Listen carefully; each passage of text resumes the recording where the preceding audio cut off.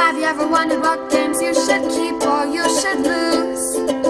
Find out here at Purge Reviews. Shelbys Snack Shack, say that 5 times in a row, is just a small learning game. Now, these educational games are starting to get good components, and they're starting to get a little bit of a game around them. The components are there. The components for this game are just outstanding for what you're charged for this game and what's in there and the quality of what you get. Everything works. It's fantastic. I don't know that there's much of a game. Let me explain. So you'll spin the spinner until you pick up that many bones, but it doesn't say you lose those bones if you drop them. It doesn't appear that the dexterity is in the game. It's really just a teaching mechanism. Count those bones. 1, 2, 3, 4, 5. And you just count those out for the children. So it's going to go more in educational than it will be a game. Yet, for smaller kids, what this is intended for, who are learning to recognize numbers and count small numbers and add and subtract small numbers, I feel like the game is there. They won't want a game where you're only counting to 3. You want that reinforcement of getting to 5 all the time, or 4, and be able to recognize those numbers. So it fulfills that. I think as kids grow up, they will definitely grow out of this one. It won't be able to have the lasting stay. But if you homeschool or want to reinforce numbers and want to do it in a game format, this is an excellent way to do it because the components are really going to drag the kids to this game. The components are going to draw them in. They're really neat. And having Shelby, that dog, and using him to pick them up, very cool component and one that I'm going to recommend, but more as a learning tool than as a game. For us, we're going to keep this in our homeschool library and not so much as a game.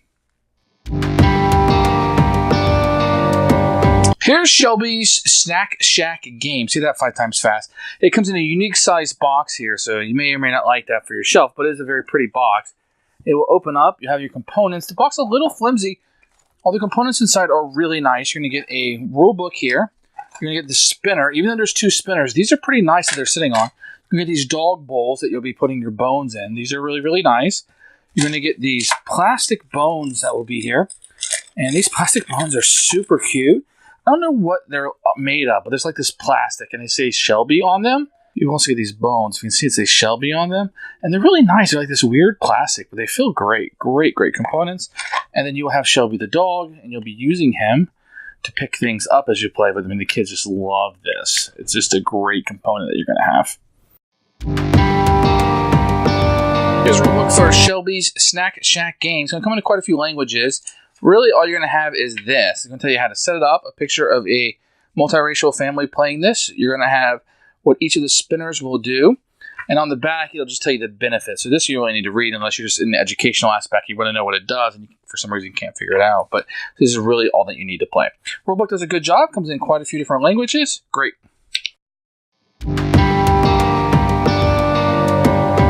So what you're going to have the 4 dog bowls lined up. Each player's going to get one. You're going to have your spinner. Shelby will be by the side of the box, and the box will be full of the bones. What you're going to do on a turn is spin the spinner. If you land on the bone, you would then spin the blue and see how many you will take from the beach. You take Shelby, you pick them up, in this case 4, and put them in your bowl and do that 4 times. If you happen to get the seagull, you'll spin the blue spinner. This is the number that you would take out of your bowl and put back into the box. If you land on the one with a bone, you will steal this many from your opponent, spin the spinner, and okay, then you'll take this from one of your opponents and put it back in your bowl.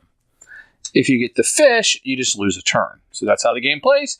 When all the bones are collected, you count up who has the most bones, and that's the winner of the game. Who should buy this game? Strictly for learning, parents with young kids, looking to reinforce numbers, teach numbers, or homeschooling capacity. I think this game has legs for a while until they master those, and you might want to move on to something else, but it will draw their attention. If you have a child who maybe is struggling, to get those numbers and the interest in learning that, this game could really bring it in. I say game, but more of an activity. We're going to keep it around our homeschool library. I don't think that we'll be utilizing this as a game per se, but we'll be using it for that. So keep her for school. Thanks for watching the video. I really appreciate you tuning in. If you liked it, please like it and hit that little subscribe button. That really helps out the channel, lets us know that you're getting the videos that you want.